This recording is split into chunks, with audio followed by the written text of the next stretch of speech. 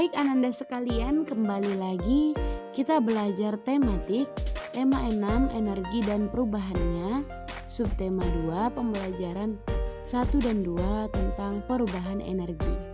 Pada pembelajaran sebelumnya kita sudah mempelajari pengertian dari energi dan juga sumber energi, dan bagaimana perubahan energi itu bisa menjadi pembangkit listrik. Hari ini kita akan bahas terlebih dahulu tujuan pembelajarannya. Yang pertama, siswa dapat mengidentifikasi informasi terkait perubahan energi dengan tepat. Yang kedua, siswa dapat mengidentifikasi kewajiban-kewajiban terkait perubahan energi.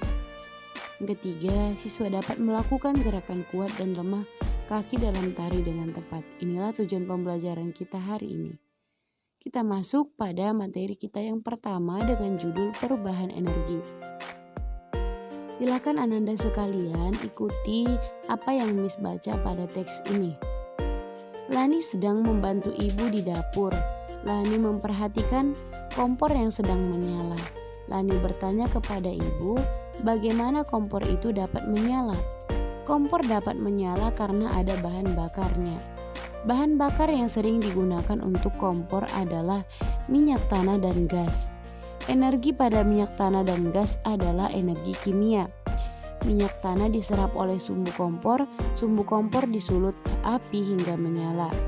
Pada saat kompor menyala, terjadi perubahan dari energi kimia menjadi energi panas. Saat kompor gas menyala juga terjadi perubahan energi kimia menjadi energi panas. Nah, artinya Ananda sekalian, perubahan energi yang ada di sini dari bahan bakar minyak tanah bisa berubah menjadi energi panas yang menghasilkan api. Begitu ya, jadi energinya itu berubah dari yang dia minyak tanah, kemudian dia menjadi energi panas yang dapat menghasilkan api. Nah, begitu perubahan energi yang terjadi pada kompor minyak dan juga pada kompor gas. Kalau kompor gas dia dari gas itu kan merupakan energi kimia, kemudian yang menghasilkan api ataupun menghasilkan energi panas. Sama dengan kompor minyak tanah.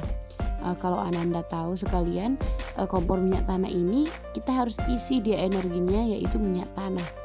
Nah, kemudian ada sumbunya. Nah, sumbunya inilah yang menyerap minyak tersebut sehingga menghasilkan panas ataupun menghasilkan api. Kemudian selanjutnya, perubahan energi juga terjadi pada tubuh kita. Makanan merupakan sumber energi kimia di dalam tubuh. Makanan tersebut diolah menjadi sari-sari makanan. Sari-sari makanan diubah menjadi energi. Karena energi inilah seluruh bagian tubuh dapat bekerja. Mata, mulut, tangan, dan kaki dapat bekerja karena adanya energi. Begitu pula bagian tubuh lainnya.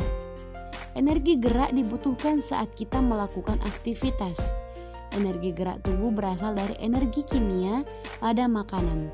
Tubuh yang selalu digerakkan dengan teratur akan terjaga kesehatannya.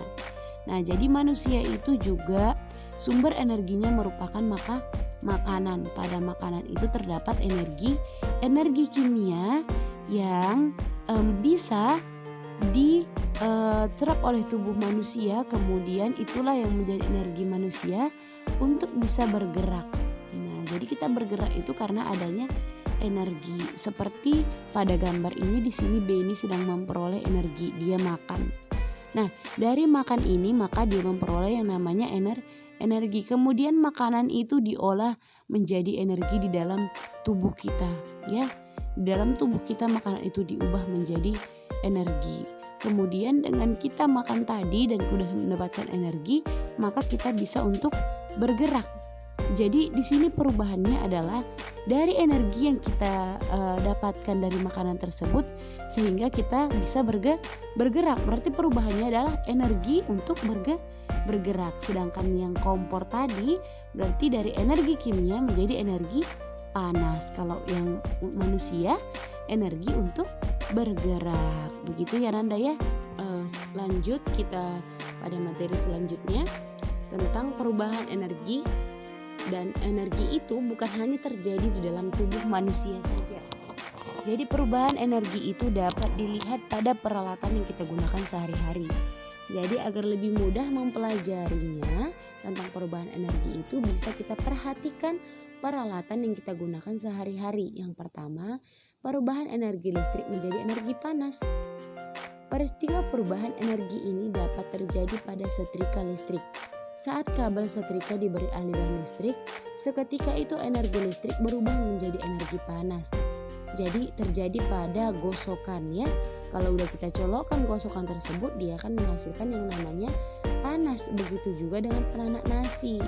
Apa kita tutup memasak nasi kita kayak yongma dan lain sebagainya.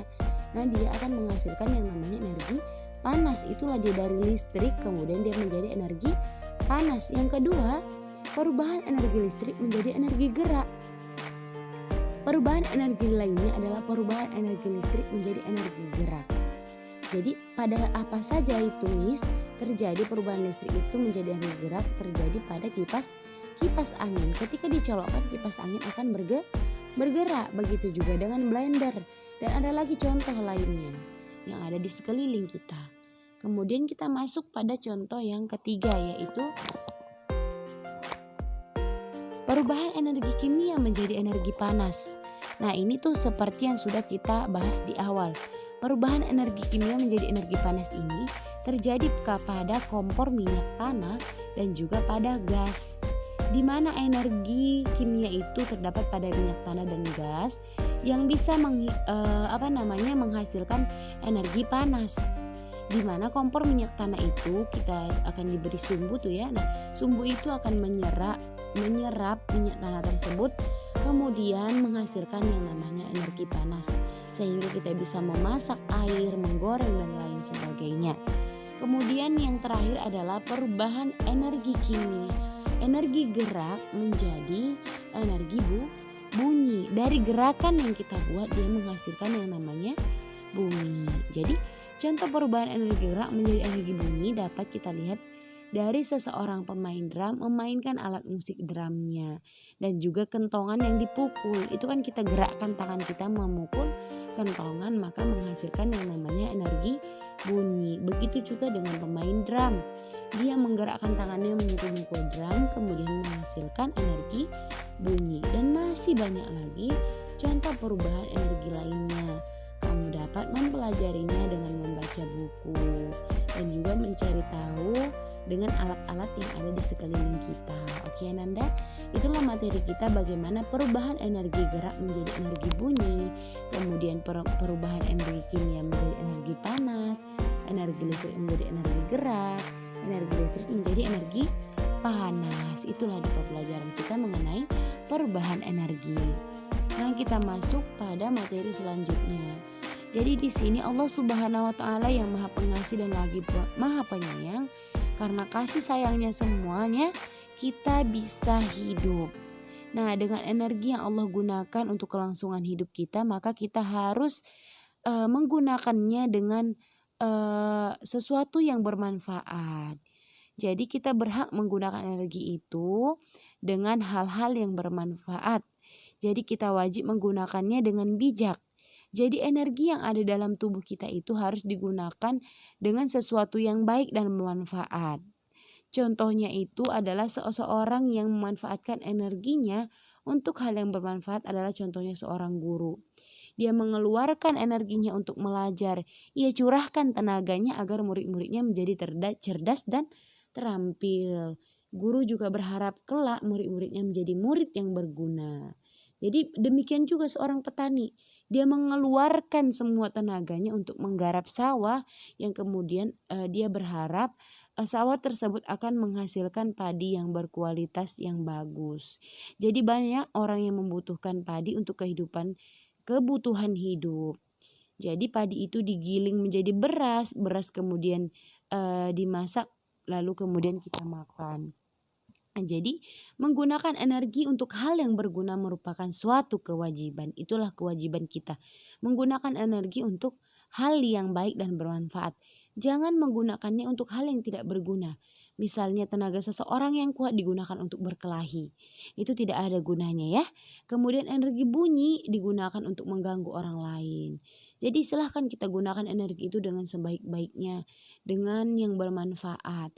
Jangan kita sia-siakan energi yang sudah susah payah diberikan orang tua kita dengan hal-hal yang tidak baik. Oke Ananda?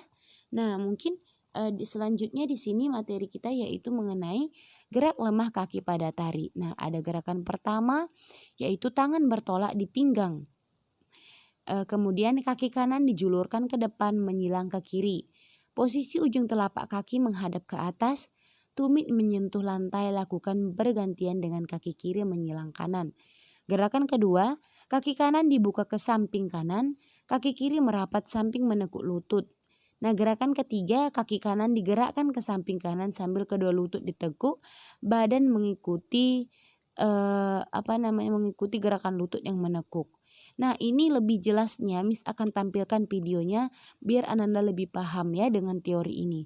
Silakan videonya ditonton dengan seksama ya, dan juga boleh nantinya dicontohkan agar Ananda bisa sebelum melakukan praktek.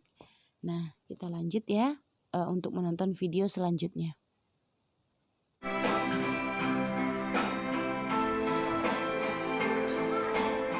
Kanan kiri.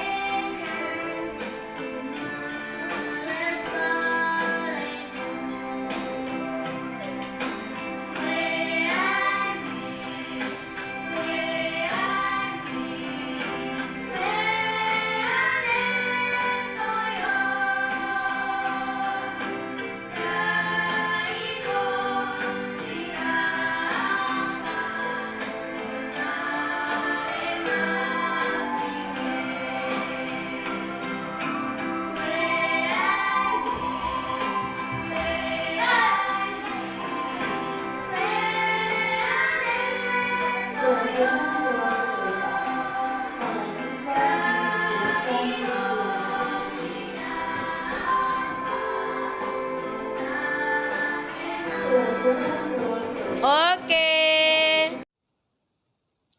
Nah setelah Ananda sekalian menonton video tersebut, maka kita lanjut yaitu pada tugas kita hari ini. Tugas kita hari ini adalah mempraktekkan gerak lemah kaki pada tari mengikuti irama lagu Oh Ina Nikeke seperti dalam contoh video dan materi. Nah sudah kita tonton videonya, silahkan Ananda praktekkan dan juga di video dan kirim ke WA Miss. Nah materi kita hari ini adalah tentang perubahan energi, bagaimana dari energi listrik menjadi energi panas dan juga energi gerak, dan juga energi kimia menjadi energi panas, dari energi gerak menjadi energi bunyi. Nah cukup sekian materi kita pada hari ini. Jika ada yang salah Miss mohon maaf. Miss tutup materinya dengan bacaan Assalamualaikum warahmatullahi wabarakatuh.